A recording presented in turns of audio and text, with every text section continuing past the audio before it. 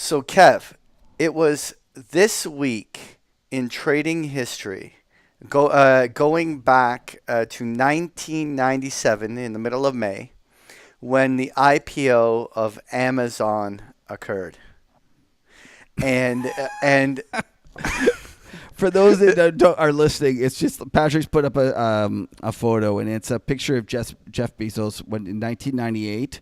His geeky self with an over like a baggy shirt and or sweater and looking very geeky. And then in 2017 with the complete shaved head, the buff looked, and the Patagonia vest. Badass. He looks freaking badass. He does look badass. And then it says in 1998, it says, I sell books. And then it says 2017, I sell whatever the fuck I want. It's just funny. It's a funny picture. It's anyway. So the IPO, I mean, it was in the .com craze, right? It was the general, the poster boy of the .coms back then.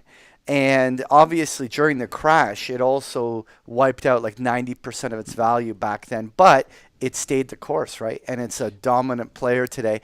But what I wanted to do before we get into it is let's play this video. I found this one video and I thought this was epic. So let's a 60 minutes piece on Jeff Bezos back in 1997, 98. So let's watch this. 60 minutes, rewind. Who would have guessed that one of the hottest stocks of all time, one of the fastest growing companies in history, would be a bookstore? That's right, books. One of the oldest products made by man. We didn't. That's because we didn't predict the revolution led by 35-year-old Jeff Bezos, a self-described nerd, who almost overnight has become one of the richest men in the world. And where's Amazon's headquarters? The public relations people told us to come to 1516 2nd Avenue between Pike and Pine in Seattle. But when we passed the pawn shop and the porno parlor, the wig store and the down-market teriyaki joint, we didn't see anything that looked vaguely cutting edge. No corporate drives or office towers. Just a heroin needle exchange and an old building called Columbia. But it had the number 1516, so we walked inside. And there it was. The logo known to every web shopper in the world. Upstairs, it doesn't look very high-tech either. More like a college dorm than a corporate headquarters. And then there's the boss. You generally hear him before you see him. It's the ear-piercing laugh of billionaire Jeff Bezos. Now, I've heard a lot about your desk. It's a door with 4x4s. Come on. What? I mean, you can afford a better desk than that. It's a symbol of spending money on things that matter to customers and not spending money on things that don't. And you don't need clean carpets. What are these things on the floor? Well, these are sticky balls. Obviously they work, yeah. Yeah, that's great. That's very impressive. Remember, this man is a titan of our time. A giant. What kind of kid were you? Well, I was a good student. I always worked really hard. I was nerdy. You were nerdy. I was nerdy. That hasn't changed, by the way. Listen to the way he describes his company's business plan. We believe that this is a critical category formation time. According to my calculations, you yourself are worth somewhere in the vicinity of $9 or $10 billion today. I only say that because I've got a follow-up question. Okay. What's with the Honda? This is a perfectly good car. In July of 1995, from this modest ranch house outside Seattle, Bezos sold his first book. Today, he has 5 huge warehouses in the United States and Europe. Is this investing or is it gambling? Right now, with the frenzy we've had, to me it feels much more like gambling. Because it's crazy. Well, I don't find it rational, to be honest with you. It went up almost 1,000% last year. When have you seen anything comparable? Nothing. Call it the revenge of the nerds, the computer nerds. Now, every time I use your website, you learn more about me. Yes. One of your employees has said that you collect half a gigabyte, whatever that is, of information on your customers every day. That's about 350 floppy disks worth. What do you do with that information? That's the data that allows us to predict or try to predict what, what books and videos and music that you would like, that you haven't discovered yet. All of that data, information about the likes and dislikes of millions of customers, is stored here on well-guarded, ultra-secret, dust-free, and very expensive computers. Bezos refuses to rule out selling the valuable information to other companies in the future, but he doesn't think his customers are concerned about the issue.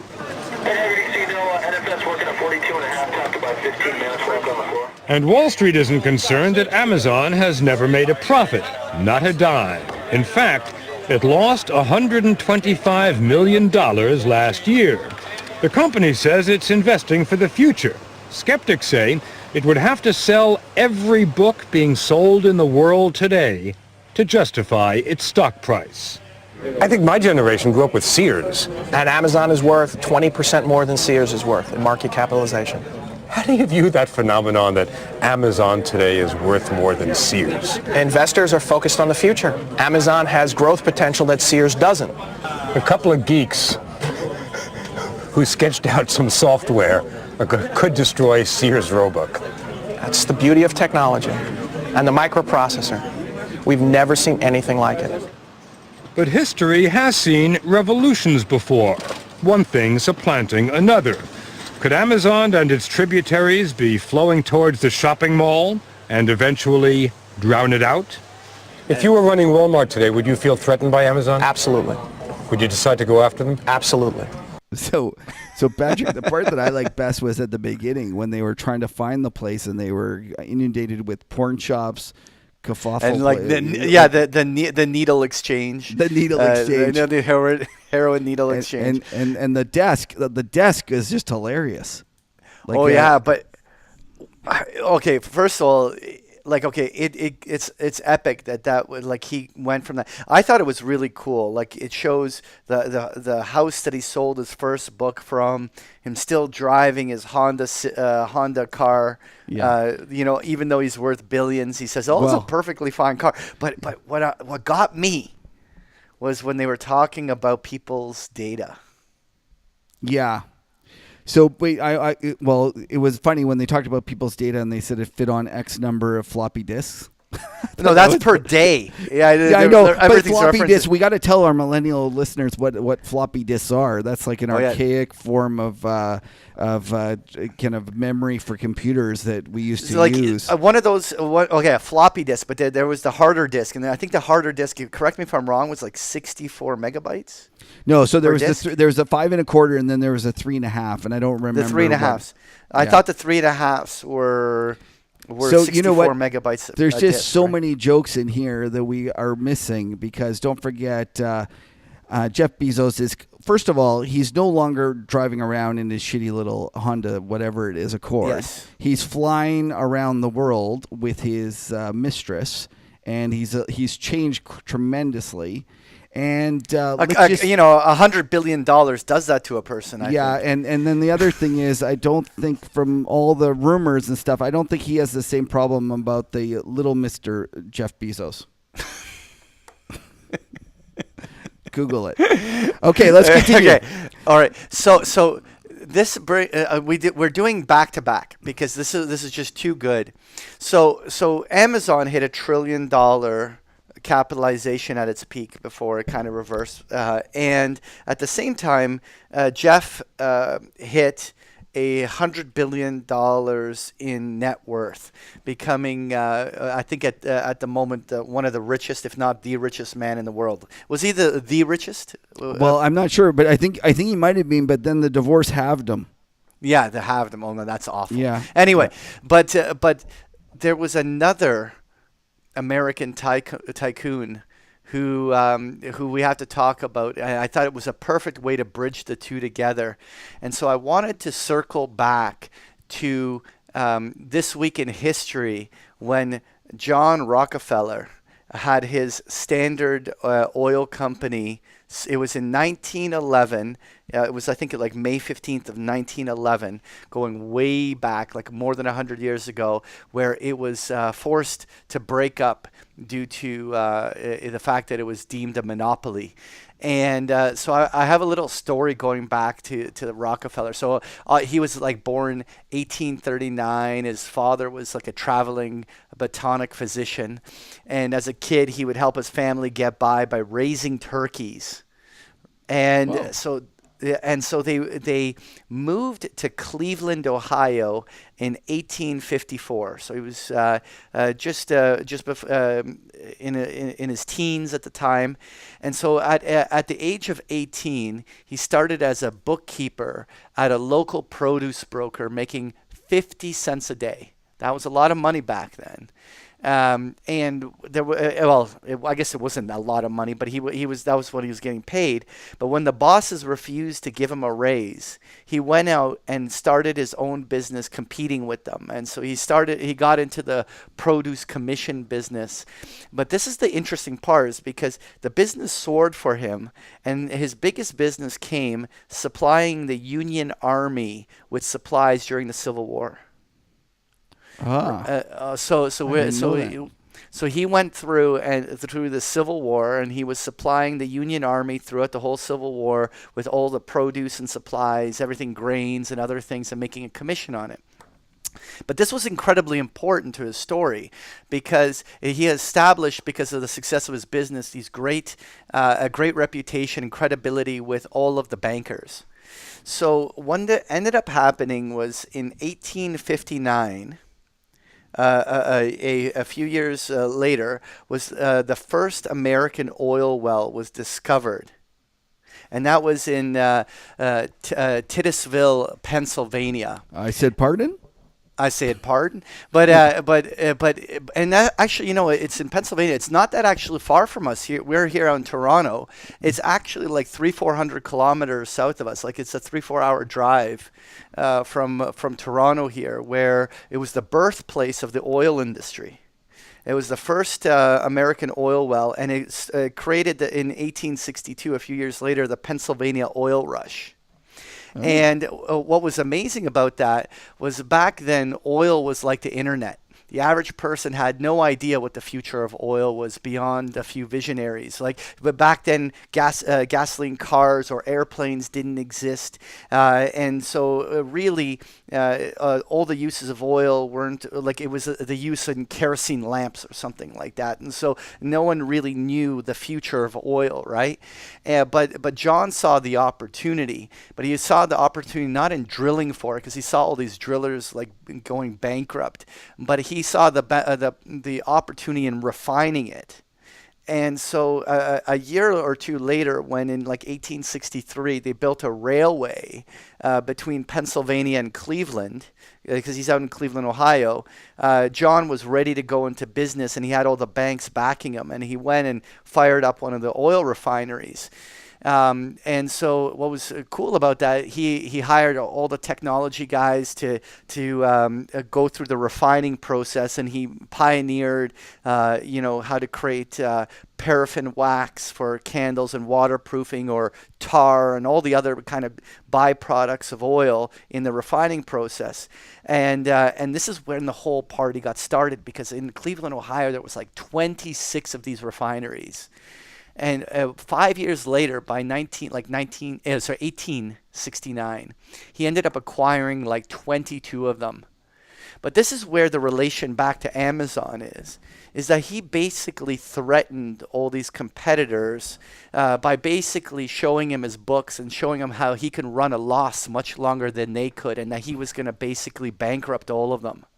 And there was one point where he forced the price of oil and the refined products down like 80% to drive these competitors out of business and submit to him taking them over. And he ended up like taking refiner after refiner over, using the tactics of basically literally driving the price lower to bankrupt them. Basically what arguably Amazon did with books, right? That's it. So Patrick, can I interrupt for a second? Because Yeah. I kind of love that part of it. I know that's bad, because he is trying to limit the amount of competition. But when you said it, I kind of laughed because I used to be an index arbitrator at a bank, and we were the number one index arbitrator. And when someone would come in and start trading and trying to do index arb against me, I would do it at a loss until they went away. There you go. I would just be like, screw you guys. I'm gonna do it at a loss. You're gonna go away, and then I'll let the spreads widen again. And that's how I operated. I guess I don't know whether that was technically. I guess I don't know if it's unethical. Like it's probably correct. Like it's I was forced to, when there was competition, I competed, and when there wasn't, I let the spreads widen a little bit. Exactly. And so, but I mean, that's sort of what Amazon did in this market, is basically they were taking losses on delivery, taking losses on the price of the books, but basically undercutting all the competitors because they knew they had the cash to run the losses and their competitors couldn't, right? And they basically were monopolizing the market. And that's essentially, so basically Rockefeller was doing back then to oil what Bezos was doing to online retailing today. So I will take the other side and say that Bezos is a little more devious than I ever was, because the reality is that he's using the profits from another company, that being AWS, the online kind of storage cloud that they came up with, to subsidize the retail side. And in doing so, he's actually running it so that nobody can compete. And it's actually quite kind of, Bezos is a little bit, we see the pictures of him kind of laughing and being all this nice guy, but he's a ruthless competitor. He's kind of like Warren Buffett. He has this image of being like this nice old grandpa, Warren Buffett. Warren Buffett would slit your throat in a heartbeat. And I know I probably pissed off a lot of people from that, but go look at him in terms of what he says about derivatives. He calls them weapons of mass destruction, and then he goes and says all these terrible things about it. And then who's the biggest seller of puts? It's Warren Buffett. And that was one big trade, but yeah. Well, it's still yeah, crazy. but the reality is that these guys are the reason that they're the richest people in the world is not because they're nice people, in terms of like they might play a folksy guy on TV, but they are ruthless competitors, and that's why they got to that point, and that's why they're the richest in the world. So just don't fall for it. And I'm not judging them. I'm not saying Warren Buffett shouldn't be that ruthless, but just be careful, because they're not as nice as they seem. Right. And so, okay, anyway, let's get back to the Standard Oil, because we could talk more about this at the end, but let me finish my story here. So at the end of it, before Standard Oil had to be broken up, Rockefeller had 90% of the refining business in American oil. 90%. Wow. And so as early as 1882, the government started drafting legislation to attack him. It's first in Ohio, and then he proceeded to reincorporate in New Jersey, and obviously on Broadway built the Rockefeller Center back then. And then he started getting squeezed over the decades. And this is the interesting part, is that in the following decade, the Russian and Asian oil deposits started to be discovered. And do you know who ended up developing and partnering to get those Russian and Asian oil, and particularly to have that oil delivered to the U.S.? I don't think it was Jeff Bezos. No, it was not. It was the Rothschild family of France. The Rothschilds. With the beady little eyes. That's the Colonel. I'm sure the Colonel has a place in all of this, but. If no one knows what we're talking about, circle back to This Week in History. No, actually, no. It was where did we play that clip? I don't know, but let's just say that Mike Myers with the Colonel is a great one. You know what? Forget it. Let's cut it in here and let's play it right in here. Oh, I hated the Colonel with his wee beady eyes and that smug look on his face. Oh, you're gonna buy my chicken. Oh. The Colonel with his beady little eyes. Anyway, so it was in 1890 that the Sherman Antitrust Act was imposed at a federal level, which took unbelievably 20 years to break up the company. Through all of the legal stuff and everything, it still took over 20 years. And over those 20 years, get this, over those 20 years between 1890 to when the company was split up in 1911, the company paid over $500 billion of dividends, and much of it went to John Rockefeller. Wow. That's a big Now, numbers. and so they ended up breaking up the company. So I have this slide. First of all, at its peak, remember we talked about in our past This Week in Trading History, we talked about the Dutch East India Company. We have a lot of the other ones we're going to have to circle back to. But Standard Oil is all the way on the right-hand side at $1 trillion market capitalization. The same cap that, this is inflation adjusted. And so that's the same cap that Apple and Amazon just recently hit, right? So at its peak, it was $1 trillion cap. But it was split up to 34 companies. Some of the biggest and most well-known at the time was Standard Oil of Kentucky, Standard Oil of California, New York, New Jersey, and so on. And all of these companies started merging back together. And today you can circle back to them as Chevron, Exxon, BP, and Marathon Oil. Imagine all of those companies, one big one right now. That would be brutal. It'd be like Well, Bezos. yeah, it would be like, and so but what was the crazy part of the story is that the breakup itself made John Rockefeller was the most profitable event as it skyrocketed his net worth. So all of the sum of the smaller parts was worth more than the big company. So by forcing him to split it up, it actually made him richer. Wouldn't that be funny if the same thing happened to Amazon? It would be. It would be. So, but anyway, so we can go back. It was $1 trillion market cap, but where Rockefeller dwarfs Bezos is at on an inflation-adjusted basis at his peak net worth was equivalent of $400 billion. So imagine Steve Bezos times 4. Wow. So Rockefeller still goes down as probably one of the richest men to ever live, right? Like that's anyway. So I thought the fact that we could cover Standard Oil and Amazon in one breath, I thought that was a good way to bring this all together. What's your impression? I love it. I learn every single time I'm here, and I didn't know half of that stuff. We don't prepare these in advance, so I appreciate you telling me all that stuff. I didn't realize that Standard Oil was all those 4 companies before. I had no idea that those were all 4 Standard Oils. I'm inspired. We got to find a date that we could pin onto the Rockefellers because we got to do some sort of a history piece on them because I think that would be a lot of fun to circle back on them. You got to go back and you got to go to university for history or something. You're such a history fan. Thanks a lot for that, Patrick. No problem.